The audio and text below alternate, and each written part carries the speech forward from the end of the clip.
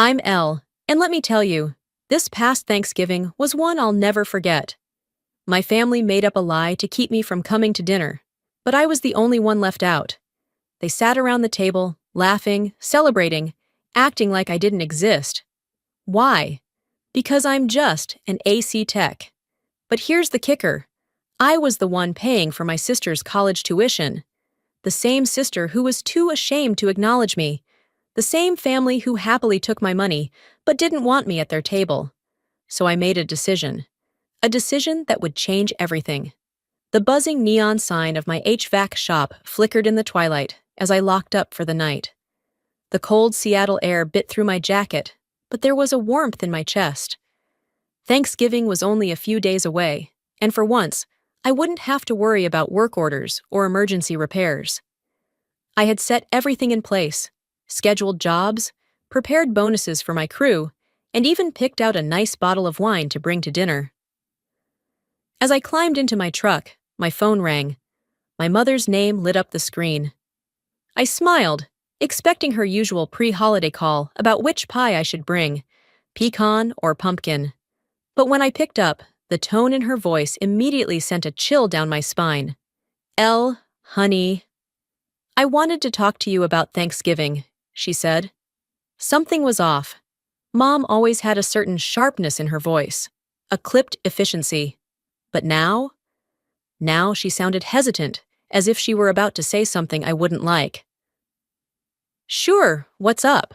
I replied, shifting the truck into drive. There was a pause, just long enough to make my stomach tighten. We think it would be best if you skip dinner this year. I nearly swerved into the next lane. Wait, what? My grip on the wheel tightened. What do you mean, skip dinner? We always do Thanksgiving together. Mom let out a soft sigh, the kind she used when she was about to feed me a line of well-rehearsed nonsense. Well, it's just that this year we're keeping things a little more formal. Serafina's boyfriend is bringing his parents, and we thought it might be better if it was just close family.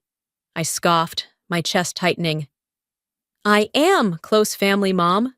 Of course you are, sweetheart, she said quickly, her voice dripping with forced sincerity. It's just, you know how these professional families can be. It's important for Serafina to make a good impression. And there it was. The underlying message hit me like a gut punch.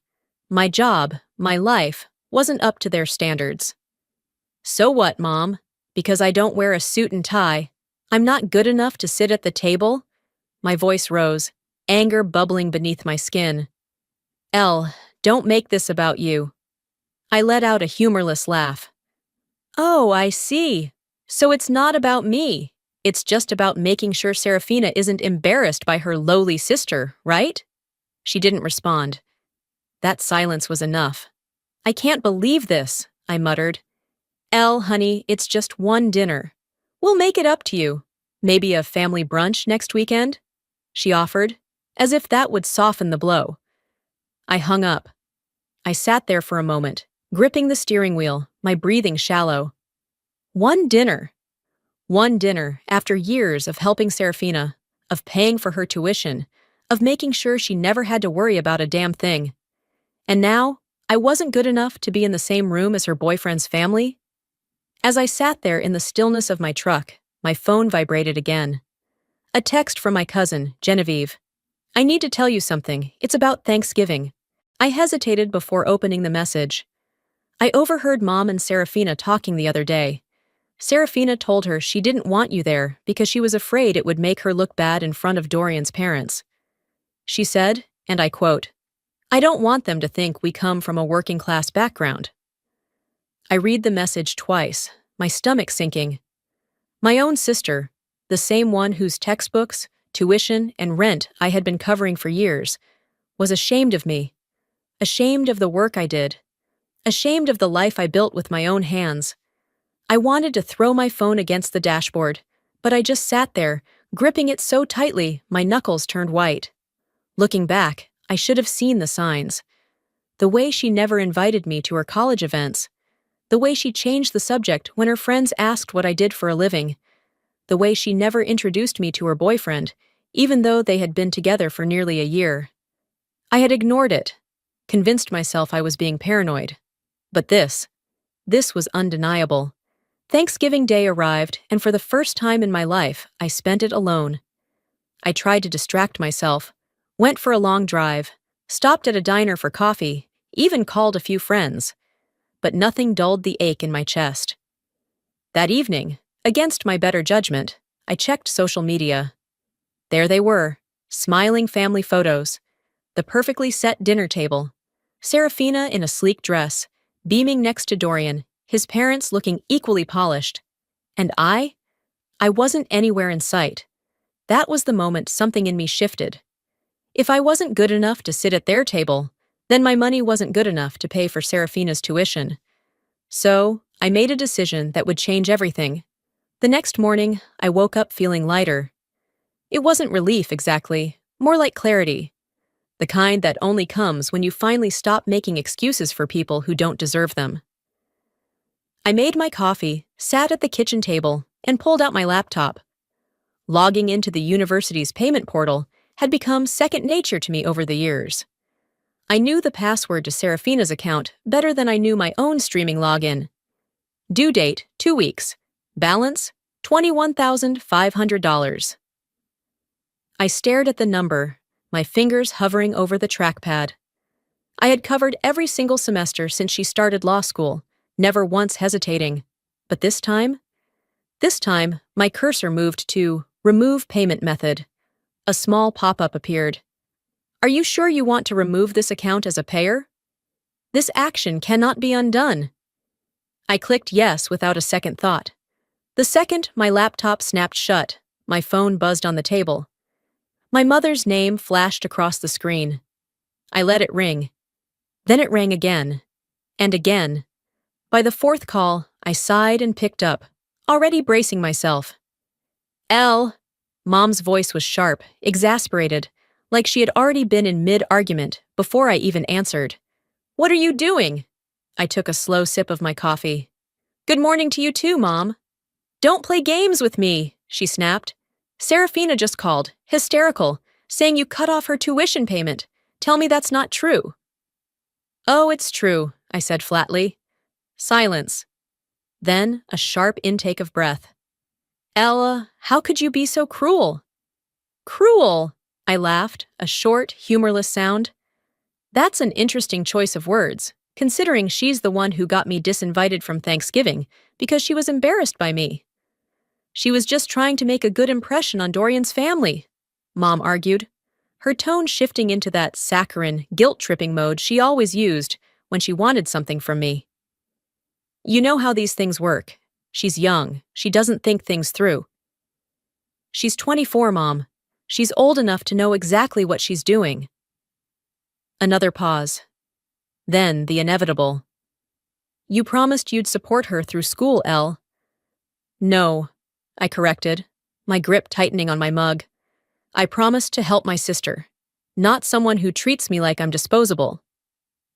She didn't mean it that way. She meant it exactly that way. Mom let out a frustrated sigh. You're overreacting. Family makes sacrifices for each other. That's just what we do. I swallowed back a bitter laugh. Funny how family only applies when I'm the one giving. When it's my turn to expect a little basic respect, suddenly I'm asking for too much. She needs this, Elle. So did I. Mom fell silent. For once, she didn't have an immediate comeback. No rehearsed lines about what's best for the family or how Serafina's future depended on me. I let the silence stretch before I spoke again, voice steady. I'm done. Elle? Number. I mean it. I've spent years paying for her education, covering every expense, making sure she never had to worry about a damn thing. And the one time, I needed her to just acknowledge me, she chose to erase me instead. Mom exhaled, exasperated. You're being so dramatic. I think we're done here, I said, ignoring the sharp sting in my chest. Elle, wait. I hung up. For a long moment, I just sat there, my pulse hammering against my ribs. I had done it. I had actually done it. I should have felt guilty. Maybe a part of me did, but it was so small, so buried under years of resentment, that I barely noticed it.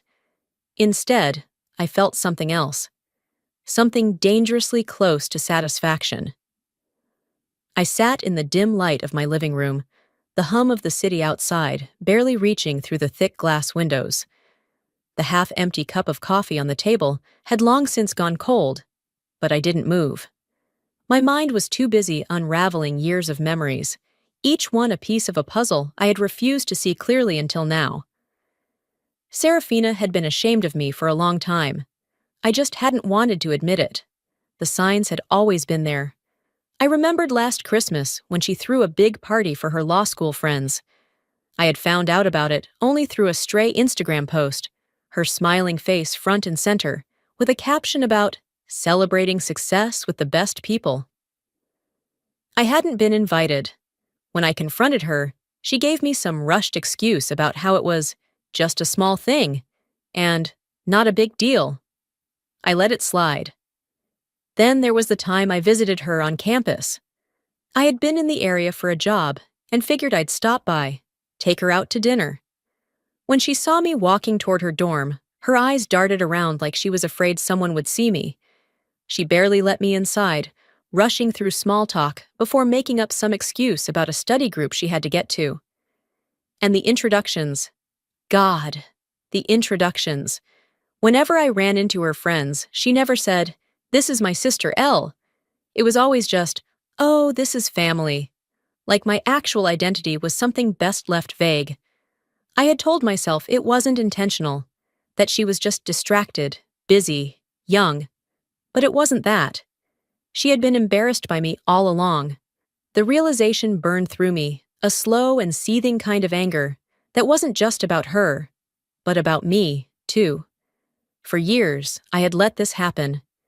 I had let her take from me, let her diminish me, let her get away with things because I thought family meant something. But family shouldn't be conditional, and love shouldn't come with fine print. I turned to my laptop, fingers hovering over the keyboard. It was almost muscle memory by now, logging into the university's payment portal, checking the due dates, making sure everything was squared away. But this time, the screen felt different. Next semester's tuition, $21,500. Due in 2 weeks. I stared at the number, my stomach twisting. How many late nights had I worked to make sure that money was there? How many vacations had I skipped? How many times had I put her needs before my own? And for what? So she could pretend I didn't exist when it was inconvenient? Not this time. I grabbed my phone and dialed the university's financial office. A polite voice picked up after 2 rings. "How can I assist you today?" "I need to remove myself as the payer on an account," I said, my voice steady. There was a pause. "Are you sure? This will impact the student's enrollment status." I closed my eyes and took a slow breath. I had spent years being sure of things that didn't deserve my certainty. But this, I'm sure. The process took less than 5 minutes. A few verification questions, a final confirmation, and just like that, it was done. I set my phone down and exhaled, waiting for guilt to creep in. It didn't. Instead, all I felt was a strange, unfamiliar kind of relief. For the first time in years, I wasn't carrying someone else's burden. But I also knew this was just the beginning. And when Serafina found out, she was going to lose her mind. The first call came less than 24 hours later. I was halfway through my morning coffee when my phone buzzed on the counter. I glanced at the screen, already knowing who it was before I even saw her name. Serafina. I let it ring. It rang again. And again. Then a 4th time. I exhaled slowly, my grip tightening around the mug. I wasn't ready for this conversation. Actually, no, I just didn't owe her this conversation. The buzzing stopped and a voicemail notification popped up. Against my better judgment, I pressed play. "Elle, what the hell? I just got an email from the university saying my tuition payment was declined. This has to be a mistake. Call me back." Her voice was shrill, panicked. I set my phone down, taking another sip of coffee. Let her stew in it. Another call. then another, then a text. L, if you don't fix this, I won't be able to enroll next semester. You can't just do this to me. I typed out a response. Not my problem. But before I hit send, I stopped. What was the point? She would never understand. No text from me was going to make her suddenly see the years of effort I had put into making her life easier. She only saw what she lost, not what she had been given. I deleted the message and put my phone on silent, because I already knew what was coming next. Serafina wasn't the kind of person who accepted consequences quietly. When she realized I wasn't responding, she turned to the next best thing. Dorian. She showed up at his apartment, hair a mess, eyes wide with panic. He had barely opened the door before she was pushing past him, pacing back and forth across his living room. I can't believe this, she breathed, her hands gripping her temples. Elle cut me off, just like that. No warning, no explanation, nothing. Dorian frowned, shutting the door behind her. Wait, Elle? Your sister Elle? Yes, she snapped. I just got the email. My tuition payment didn't go through. I tried calling her, but she won't answer me. Dorian sat down on the couch, his confusion evident. Hold on, I thought your parents were paying for school? Serafina froze. For the first time in years, she didn't have a rehearsed excuse ready. She never told him Elle was the one paying. Well, they help. But Elle was covering most of it, she muttered, suddenly avoiding his gaze. Dorian's brow furrowed. Most of it? How much are we talking? She let out a nervous laugh. I don't know, a few payments here and there? Serafina. His voice was sharp now. How much? She swallowed. All of it. His expression darkened. So, let me get this straight. Your sister has been paying for your college this entire time, and you let me believe your parents were covering it? She waved a hand, as if brushing it off. It's not a big deal. Dorian cut her off. And wasn't Elle not invited to Thanksgiving? What was that about? Serafina's face flushed. That was different. How? She opened her mouth, but no words came out. And that's when Dorian put it all together. The sister who's been paying for your entire education wasn't good enough to sit at the dinner table with your boyfriend's family? His voice was eerily calm, but there was an edge to it, like he was done. Serafina scrambled to explain. You don't get it, Dorian. It was just about appearances, about making a good impression. It's not like I don't appreciate what Elle's done, but she doesn't understand the world I'm trying to be a part of. Dorian let out a slow breath, shaking his head. You mean the world where you lie about where you come from?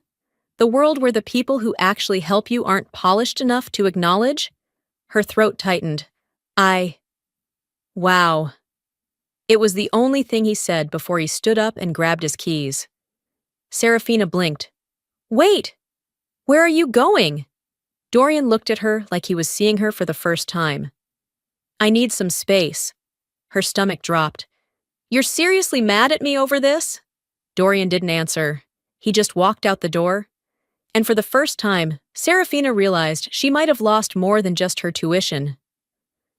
That night, my phone vibrated with a final text from her. I hope you're happy. You just ruined my life.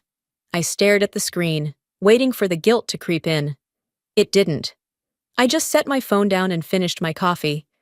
Because if she thought I had ruined her life, she was about to learn that she had done that all on her own. The next call wasn't from Serafina. It was from my mother. I stared at the screen, her name glowing like a warning. Margot Calloway. I could already hear the tone she'd use. The carefully measured disappointment. The soft sighs that carried more weight than words. The underlying message that I had somehow failed her. I let it ring twice before answering. Elle. Mom's voice was sharp, urgent. I just got off the phone with Serafina. She's hysterical. I leaned back against my kitchen counter, tightening my grip on my coffee mug. Yeah? Maybe she should have thought about that before she treated me like I didn't exist. Elle, she scolded, her voice dropping into that motherly, I'm trying to be reasonable tone. She's your sister. You can't just abandon her like this. I exhaled through my nose, forcing myself to stay calm. I didn't abandon her. I just stopped funding her lifestyle. She's just a kid. I laughed, short and humorless. Mom, she's 24. She doesn't know how to handle this kind of setback, Mom pressed. If she has to drop out, it'll ruin her future. Ah, there it was. The real reason she was calling. Not to ask how I was doing after being thrown out of Thanksgiving. Not to apologize for the way I'd been treated. No, this was about damage control. About fixing the mess Serafina had made of her life. And I was supposed to be the one to clean it up. Again. I stayed silent, waiting for her next move. Elle, please, Mom softened, sensing my resistance. You know how hard she's worked to get where she is. I swallowed the bitter taste rising in my throat. And where was she when I was working double shifts to make sure she never had to take out loans? Elle, where was she when she let you uninvite me to Thanksgiving because she was embarrassed by me? Mom let out a long, exasperated sigh. You're making this bigger than it needs to be. I nearly dropped my mug. Are you serious? Mom, she erased me. She's been erasing me for years. She's only calling now because she lost her safety net. She's family, Mom stressed.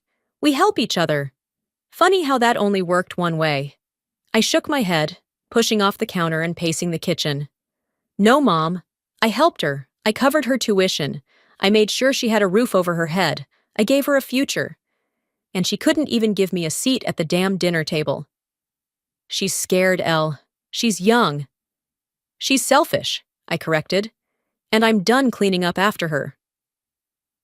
There was a long pause. Then, in a voice coated with forced patience, Mom asked, So what do you expect her to do?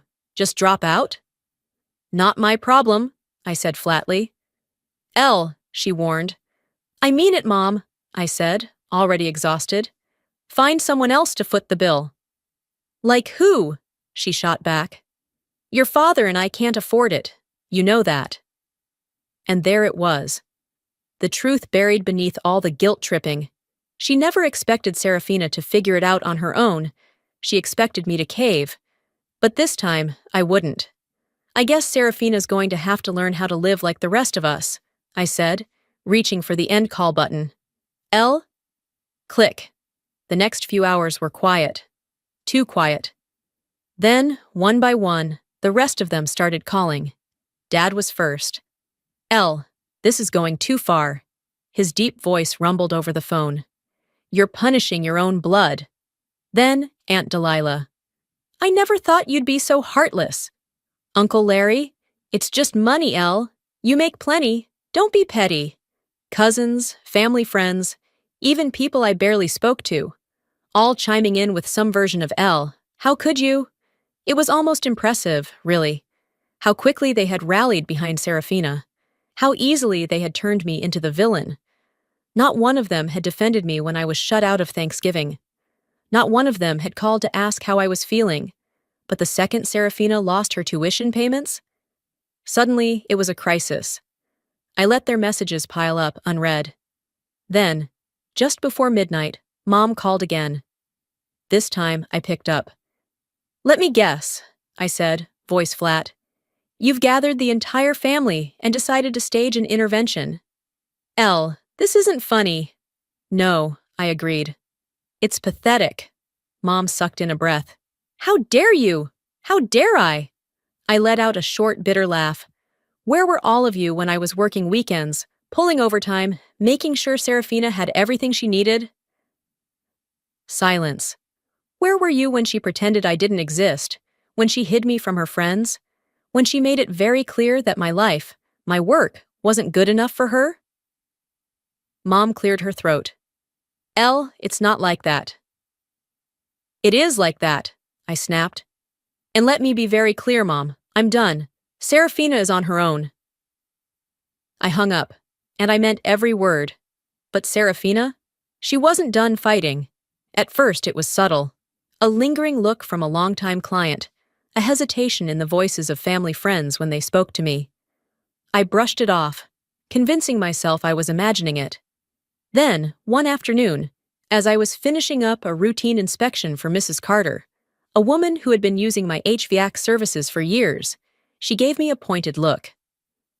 I never thought you'd abandon your own sister like that, Elle, she said, her voice carrying that same judgmental edge I had come to recognize all too well.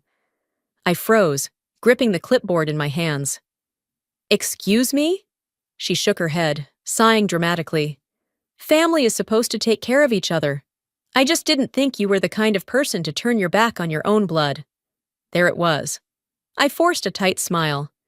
Well, Mrs. Carter, I suppose that depends on which version of the story you've heard.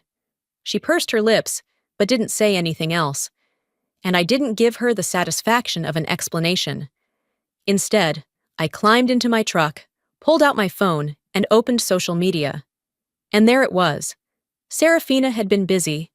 Her posts were vague but pointed, carefully worded to make herself look like the victim without ever outright mentioning me. Some people love money more than family. So disappointing. I always believed in supporting your siblings. Guess not everyone feels the same. The comments were filled with sympathy. I can't believe your own family would do this to you. You deserve better, babe. Stay strong. You've always been the sweetest. People like that will regret their choices one day. I scrolled through in disbelief. My stomach clenched when I saw familiar names. Distant relatives, family friends. People who hadn't so much as sent me a text after Thanksgiving, now rallying behind her like she was some kind of helpless victim. And then, as if on cue, my phone started ringing. My aunt, then my uncle, then my mother. I silenced every call. I knew what they were going to say before they even opened their mouths. I had gone from being family to the villain in a matter of days, all because I refused to keep playing my role as the silent provider. I tossed my phone onto the passenger seat and started the engine. Enough. I was done letting her control the narrative. I didn't call ahead. I didn't warn her I was coming. I pulled up to Serafina's apartment, walked straight to her door, and knocked. Hard. It took a few moments, but then the door swung open. Serafina stood there, her phone still in her hand, eyes widening just slightly before she schooled her expression into something more composed. Ellie, she said smoothly. To what do I owe the pleasure? I pushed past her into the apartment without waiting for an invitation. She scoffed, closing the door behind me. Oh, come in. Why don't you? I turned to face her, my jaw tight. What the hell do you think you're doing? She blinked, feigning innocence. I have no idea what you're talking about.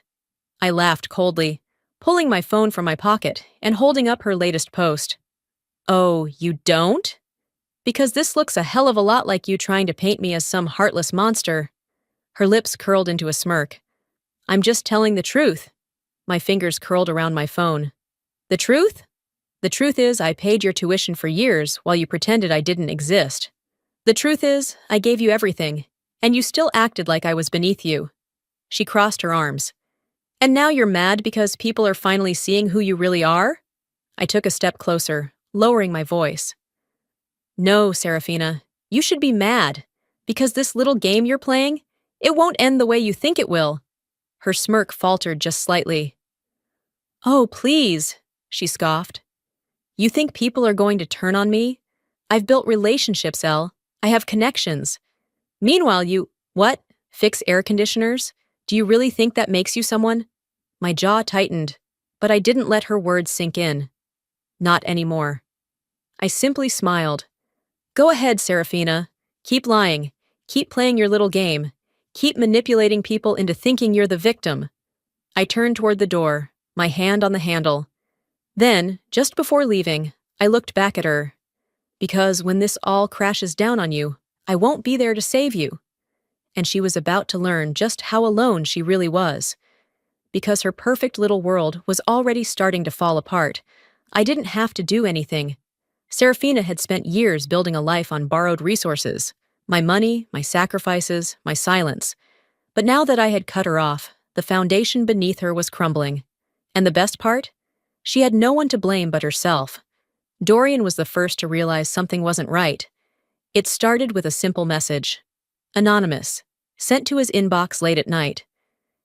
Did you know your girlfriend has been lying about who's paying her tuition? At first, he brushed it off. Internet trolls, people with nothing better to do. but something gnawed at him, an uneasy feeling he couldn't shake. He started digging. He contacted the university, pretending to be Serafina. It took him 3 tries to get through to the right department, but when he finally did, the answer was clear. Her tuition hadn't been paid. Not by her. Not by her parents. No record of payment for the upcoming semester. No scheduled transactions. Just a long history of payments from a now-removed sponsor, L. Calloway. That night, when Serafina showed up at his apartment, expecting another evening of wine and carefully curated romance, she was met with something else entirely. Dorian stood at the door, arms crossed, phone in hand. His expression was unreadable, but his voice, cold. Why did I have to hear from someone else that Elle was paying for your education? Serafina blinked. What? Dorian stepped aside, letting her walk in, but she already felt the shift in the air. The warmth between them was gone. I called the university, he continued, shutting the door behind her. I wanted to see if there was a way I could help with your tuition, since you were so stressed about it. But imagine my surprise when they told me you didn't even have a payment plan set up, because your sister was covering everything. Serafina's mouth opened, then closed. She swallowed hard, shaking her head. Dorian, it's not a big deal? His voice was sharp now. You lied to me. You let me believe your parents were paying for school, that you had everything under control, when all along it was Elle's money keeping you afloat. She tried to reach for his hand, her expression melting into something softer, something rehearsed. I just didn't want you to think I was some kind of charity case. Dorian pulled back. Oh, don't give me that. You had no problem using Elle as a walking ATM. And now that she finally stopped funding your life, you're trying to ruin her reputation? Serafina stammered. I just... Dorian let out a humorless laugh. I can't believe I was blind to this. He shook his head, running a hand through his hair. I don't even know who you are anymore. Her chest tightened. Dorian. He exhaled slowly, then met her eyes. I think you should go. She stared at him, stunned. You're breaking up with me? I can't be with someone who lies this easily, he said simply. The words hit her harder than she expected. For the first time, Serafina felt something crack inside her. She turned toward the door, waiting, hoping he would stop her. He didn't. The next morning, she woke up to something even worse. She had barely slept, eyes swollen from crying, her phone clutched in her hands, waiting for a message from Dorian that never came. But there was another notification waiting for her. An email. Subject, final warning, tuition payment past due. She sat up, heart pounding. Dear Ms. Calloway, this is your final notice regarding your outstanding tuition balance. If payment is not received within 48 hours, you will be automatically unenrolled from your courses. Sincerely, University Finance Office. Serafina's stomach dropped. This wasn't happening. She scrambled out of bed, hands shaking as she clicked onto the student portal. The balance was still there. No pending payments. No extensions granted. Her mind raced. A loan. She could apply for a student loan. She pulled up the application form, typing in her parents' information, knowing she'd need them as co-signers. Denied. Bad credit. Too much outstanding debt.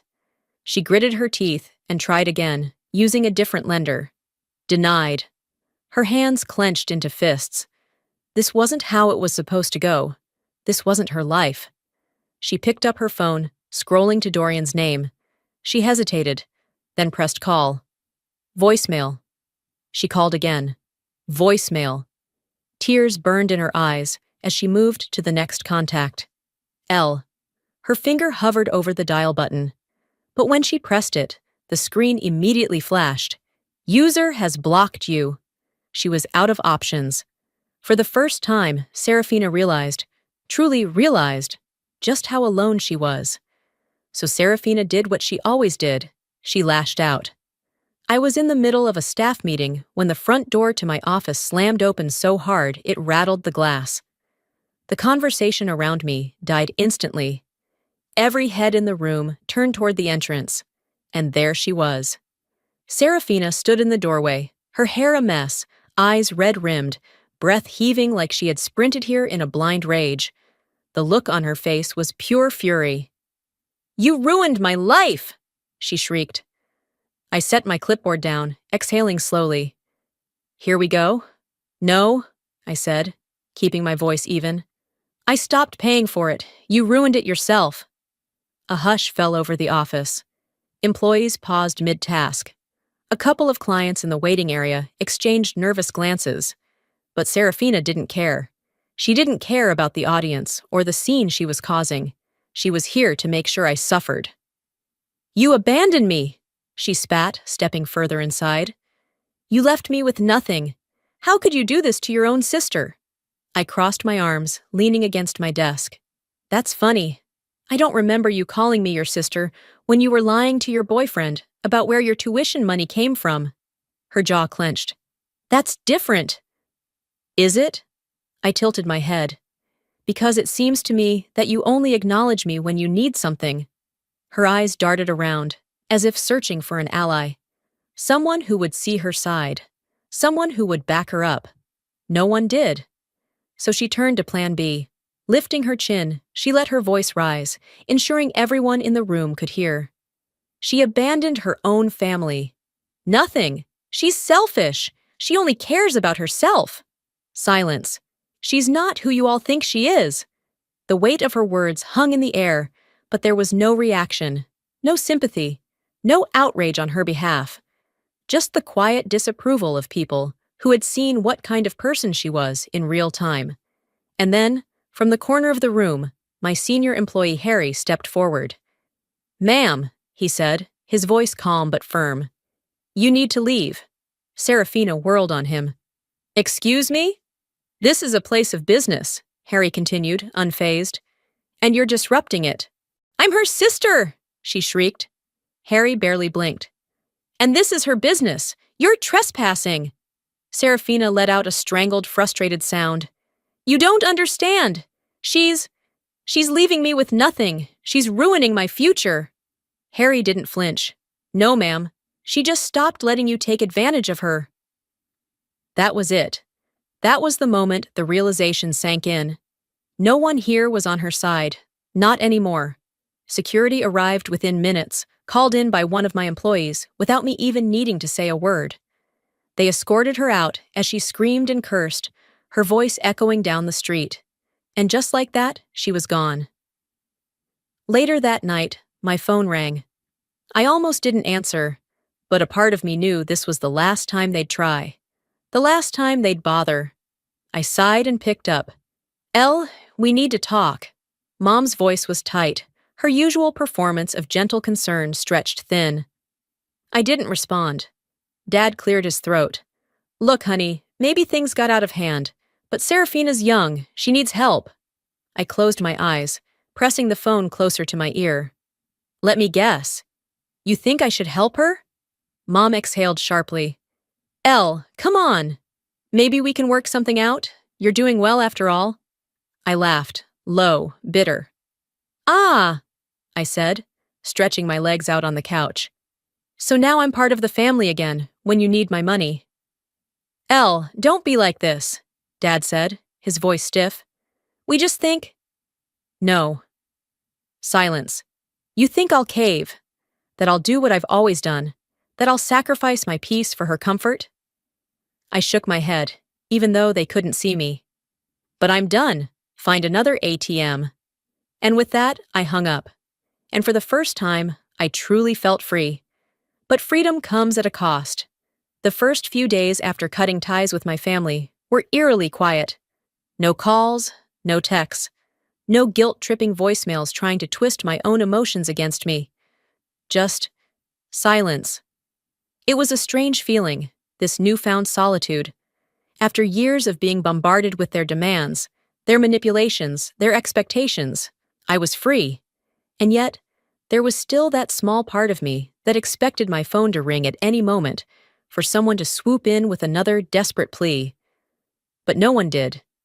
Instead, the days stretched on, peaceful and uninterrupted. And for the first time, I allowed myself to breathe.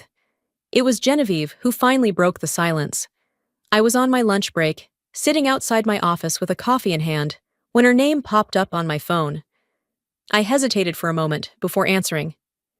"Hey," I said, leaning back in my chair. "Hey," she replied, her voice softer than usual. "I wanted to check in, see how you're holding up." I exhaled, letting my eyes drift up to the winter sky. "Honestly, better than I expected." There was a pause. Then, "I figured. But I also figured you'd want to know what's going on with them." I didn't ask who them was. I already knew. Still, I didn't respond right away. Did I want to know? Did it even matter? Genevieve took my silence as permission to continue. "Serafina moved back home," she said, her tone neutral. "She's taking a break from school. Says she's going to figure things out, but, well, you know how she is." I closed my eyes, unsurprised. "And your parents?" I asked, already knowing the answer. "They're struggling financially. But, of course, they won't admit you were right," she said with a humorless chuckle. "They're still blaming you for everything, as if it's your fault that Serafina burned every bridge she had." I nodded to myself, taking a sip of my coffee. "Sounds about right." "They'll never change, Elle," she said after a pause. "I hope you know that." "I do," I murmured. "I think I've always known. I just wasn't ready to accept it before." "Well," she sighed, "for what it's worth, I think you did the right thing." A small smile tugged at the corner of my lips. "Thanks, Jen." "Anytime," she said. "And hey, Merry Christmas. You deserve a good one this year." The day before Christmas Eve, I found myself sitting at my desk, staring at expansion plans for my business.